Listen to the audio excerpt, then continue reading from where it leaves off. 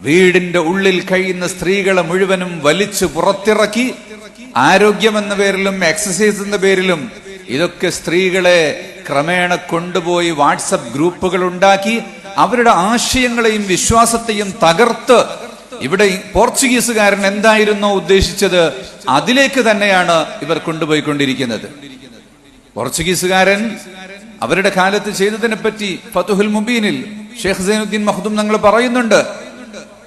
അവരുടെ സ്ത്രീകളെ, പോർച്ചുഗീസുകാരുടെ സ്ത്രീകളെ മനോഹരമായ മോടിയുള്ള വസ്ത്രങ്ങൾ ധരിപ്പിച്ച് ആഭരണങ്ങൾ കെട്ടി കുലുങ്ങുന്ന ഷൂവും പാദസരവും ധരിപ്പിച്ച് റോട്ടിലൂടെ നടത്തുമായിരുന്നു മുസ്ലിം സ്ത്രീകൾ പുറത്തിറങ്ങാൻ വേണ്ടി. ഇതുപോലെ ഇപ്പൊ ആരോഗ്യം, എക്സസൈസ്, ജീവിക്കണ്ടേ എന്നൊക്കെ ചോദിച്ചിട്ട് സ്ത്രീകളെ രംഗത്തിറങ്ങി ആരാണ് കൈയടിച്ചു കൊടുക്കുന്നത്? ആരാണ് കയ്യും കാലും പൊന്തിക്കാൻ വേണ്ടി മുന്നിൽ നിന്ന് നോക്കി നിൽക്കുന്നത്? പുരുഷൻ.